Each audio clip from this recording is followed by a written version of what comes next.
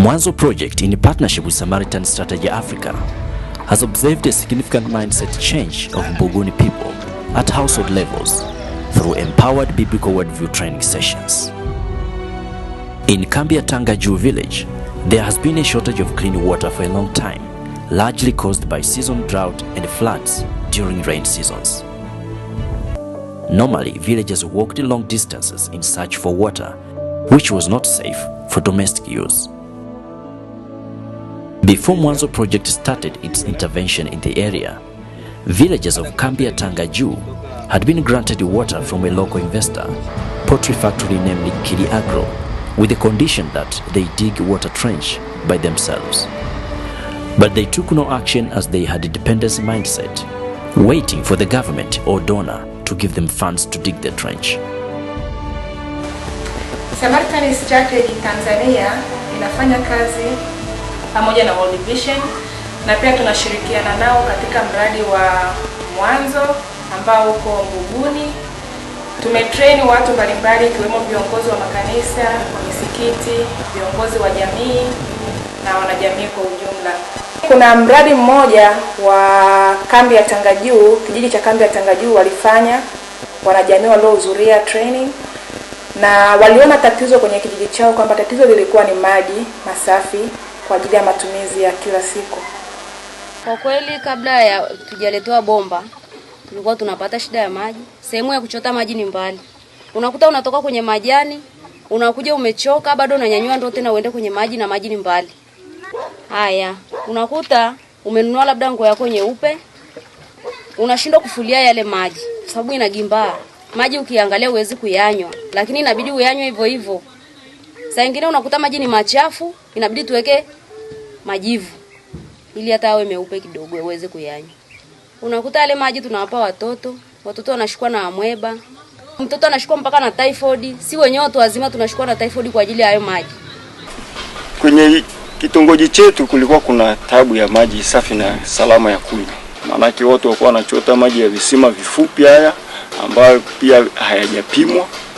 Kwa hiyo magonjwa kama typhoid na kichocho yalikuwa yanasumbua wananchi. Watu wakawa wanakuja kwenye kampuni ya Kili Agro kuomba maji ya kunywa.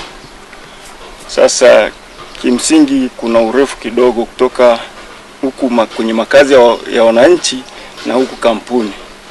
Sasa tulipopewa yale maji kama kitongoji, ilifikia wakati ambapo upokeaji ulikuwa tayari lakini utendaji ukawa unasuasua. Lakini baadaye kidogo ilikuja shirika hili la World Vision wakawa wanatoa mafunzo. Yale mafunzo ndio yalipelekea hiki kikundi kikawepo, tukaibua sisi kwamba tuende tena kwa mara ya pili, tukawaambie wenye kampuni kwamba sasa tumekuja kupokea ule mradi. Nao wakawa tayari, wakasema tulikuwa tunawasubiria nini. After going through empowered biblical worldview training sessions in November 2014, the villagers were challenged by the training and they were motivated to act upon the challenge on board through mobilization and the hard work of digging the water trench of more than 600 meters from the factory borehole to one point in their village.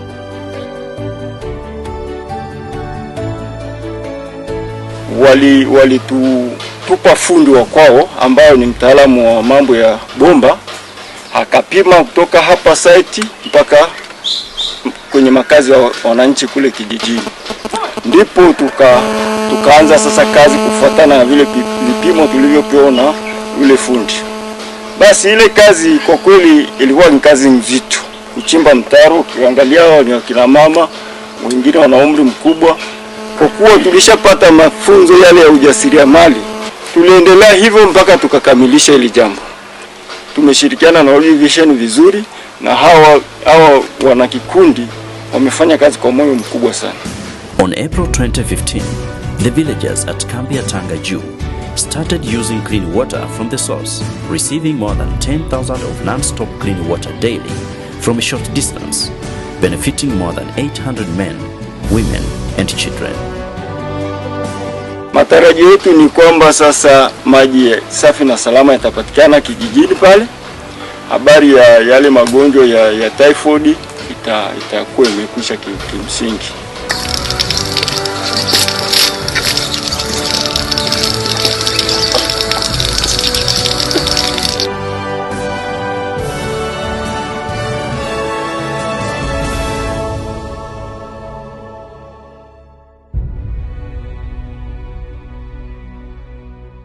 tulivyoletewa ili bomba na shirika la World Vision, tunashukuru maana tunapata maji safi.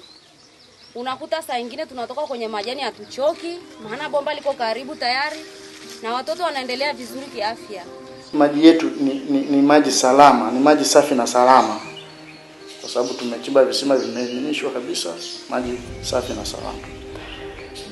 Kwa hiyo mimi niseme kwamba matarajio yangu kwamba wanajiji sasa, kutokana na ushirikiano tulikuwa nao mzuri, afya zao zitaboreka, kwa sababu hapo mwanzo walikuwa wanapata matatizo kama matatizo ya maradhi kama typhoid, kichocho.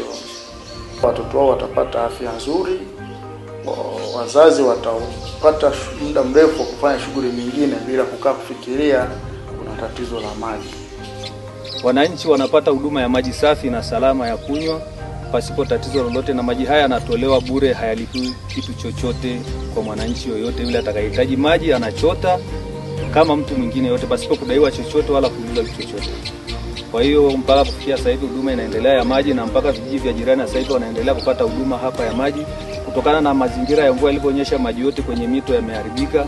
Kwa hiyo hakuna maji yanayotegemewa kwa kunywa sasa hivi ambayo ni ya salama, tofauti na kuchota hapa kwenye kituo chetu. So far, more than 355 smallholder farmers and local leaders from here have been exposed to empowered biblical worldview trainings. These trainings have radically transformed hundreds of local residents from dependence mindset into independent and positive thinking towards their own development.